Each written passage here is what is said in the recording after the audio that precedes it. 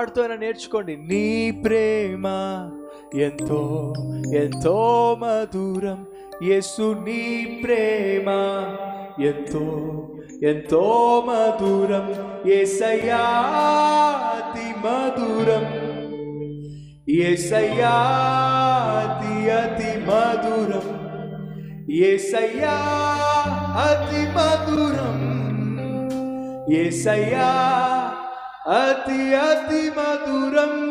ఇది నిజమే. యేసయ్య ప్రేమ మన జీవితంలో ఎంతో మధురం అన్నవారు గట్టిగా చప్పట్లు కొడుతూ తోడు మహింపరచండి. అయితే నాతో కలిసి పాడతారు ఈ పాటని. యేసు అన్నవారు కొంచెం గట్టిగా చప్పట్లు కొడతారా? రైట్, చప్పట్లు కొడతా అందరం కలిసి.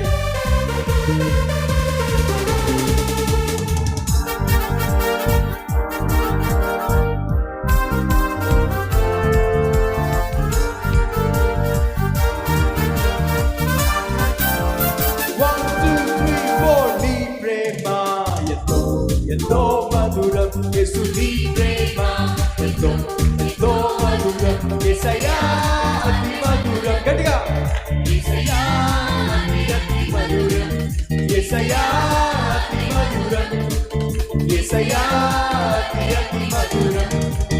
నీ ప్రేమ ఎంతో ఎంతో మధురం, యేసు నీ ప్రేమ ఎంతో ఎంతో మధురం.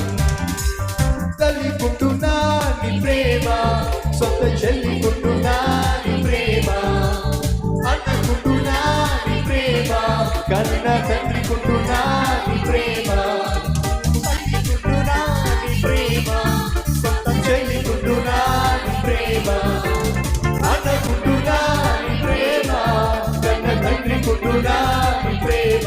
గట్టిగా నీ ప్రేమ ఎంతో ఎంతో మధురం, యేసు నీ ప్రేమ ఎంతో ఎంతో మధురం.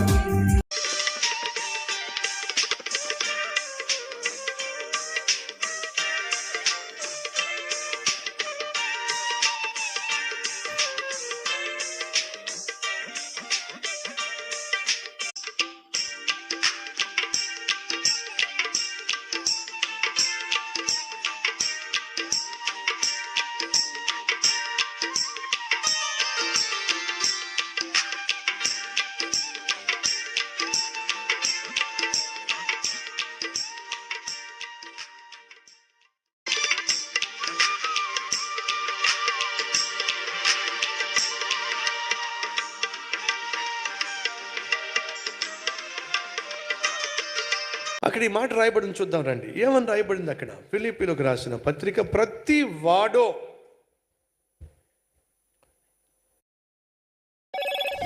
Hello Moto. Grab Motorola Edge 60 Pro today.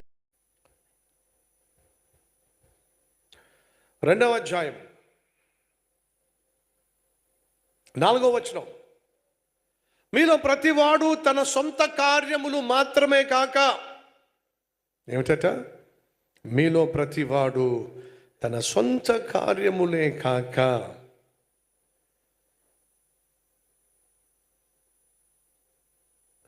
ఇతరుల కార్యములను కూడా చూడవలెను.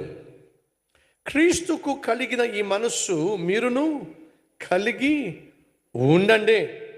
ప్రతివాడు సొంత కార్యాలే చూసుకుంటున్నాడు. 20వ వచనము, 21వ వచనము. అందరూ సొంత కార్యములనే చూచుకొనుచున్నారు కానీ యేసుక్రీస్తు కార్యములను చూడరు. ఇది మనలో ఎంతమందికి వర్తిస్తుంది? ప్రతివాడు సొంత కార్యాలు చూసుకుంటున్నాడు. మరి యేసయ్య సేవ సంగతి ఏమిటి? యేసయ్య మందిరం సంగతి ఏమిటి? ఆ మందిరాన్ని ఎవరు ప్రేమిస్తారు? ఆ సంఘాన్ని ఎవరు ప్రేమిస్తారు? సేవను ఎవరు ప్రేమిస్తారు? దేవుడు అడుగుతున్నాడు. ప్రతివాడు సొంత పనులే చూసుకుంటున్నాడు. మరి దేవుని సేవను, దేవుని సంఘక్షేమాన్ని ఎవరు చూస్తారు?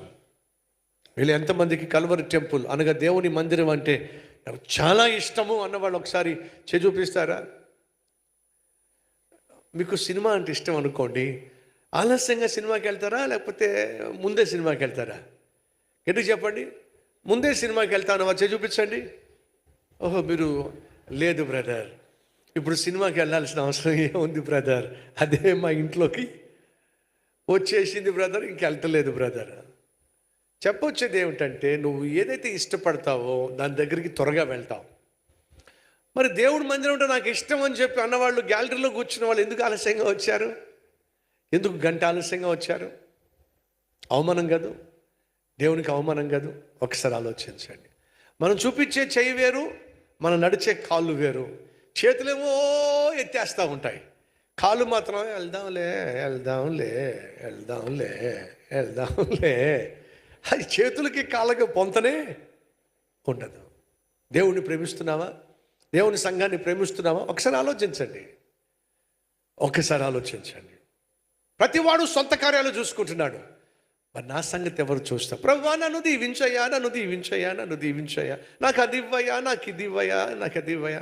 ఎవరి కోసం? నా కోసం ప్రభువా. మరి నా కోసం ఏం చేస్తావు? అది చెప్పు. అసలు నువ్వు దేవుని కోసం ఏం చేస్తావో చెప్పు. ఈరోజు నీ జీవితంలో అన్నీ నీ కోసమే కోరుకుంటున్నావు. గర్వంగా చెప్పట్లేదు, కానీ నా జీవితంలో గత 33 సంవత్సరాలుగా హైదరాబాద్ వచ్చి సేవ చేస్తున్నా. ఇంచుమించు 41 సంవత్సరాలుగా ప్రభుతో నడుస్తున్నా. కానీ నా కోసం నేను కోరుకున్నది అనేది బహుశా ఏమీ లేదేమో అనుకోవాలి. ఎందుకని ఏ రోజు నేను మోకరించినా ప్రభు నాకు అది ఇవ్వయ్యా, ప్రభు నాకు ఇది ఇవ్వయ్యా, ఏ రోజు కోరుకోలేదండి. నాకు ఒక మంచి ఇల్లు ఇవ్వయ్యా, ఇప్పటి వరకు ప్రార్థన చేయలేదండి. మంచి కారు ఇవ్వయ్యా, ఇప్పటి వరకు ప్రార్థన చేయలేదండి. నాకు అది ఇవ్వయ్యా, ఇది ఇవ్వయ్యా, ఇప్పటి వరకు ప్రార్థన చేయలే. కానీ దేవుడు నాకేమైనా తక్కువ చేశాడా? తక్కువ చేయలేదండి. అడిగిన వాటికన్నా, అడగకపోయినా అత్యధికంగా దేవుడు ఈ దిన సేవకుని దీవించాడు. నా జీవితంలో నేను చేసిన ప్రార్థనలు ఎప్పుడూ కూడా ఆయన రాజ్యం గురించి, ఆయన సేవ గురించి, నశించిపోతున్న ఆత్మల గురించి, మీ గురించి, మీ బిడ్డల గురించి, మా బిడ్డల గురించి. మా బిడ్డల్ని దేవుడు ఎందుకు ఇచ్చాడు? మా కోసం ఇచ్చాడు, తన కోసం ఇచ్చాడు? చెప్పండి, గట్టి చెప్పండి. దేవుడు నాకు బిడ్డల్ని ఇచ్చాడు, వాళ్ళు నా కోసం లేదండి. దేవుడు నాకు ఇచ్చిన బిడ్డల్ని తన కోసం ఇచ్చాడు. తన కోసం పెంచుతామని ఇచ్చాడు, తన సేవ చేయిస్తామని చెప్పి ఇచ్చాడు. వాళ్ళు పుట్టక మునిపే నా 2 బిడ్డలను కూడా నేను దేవునికే సమర్పించేశానండి. ప్రభువా నా బిడ్డలు కాదు, వాళ్ళు నీ బిడ్డలు, నిన్ను సేవించడానికి, నీ కోసం జీవించడానికి వాళ్ళు పుట్టారు అనే వాళ్ళని అప్పగించేశాను. నా జీవితాన్ని, నాకున్న సమస్తాన్ని, నాకున్న కుటుంబాన్ని దేవునికి అంకితం చేసినప్పుడు ప్రియ సహోదరి సహోదరులు అడుగుతున్నా, నేను ఏది కోరినా సరే అది దేవుని మహిమార్థమై అడుగుతున్నాను. ఈరోజు ఏం కోరుకుంటున్నావు? నువ్వు నీ కోసం కోరుకుంటున్నావు, కానీ దేవుని కోసం ఏం కోరుతున్నావు? దేవుని రాజ్యం కోసం ఏం కోరుతున్నావు? బ్రతికున్నవాడు ఇక మీద తన కొరకు కాక తమ కొరకు ప్రాణం పెట్టిన యేసుక్రీస్తు కొరకే బ్రతకాలే. ఇది దేవుని యొక్క పిలుపు, ఇది దేవుని చిత్తం.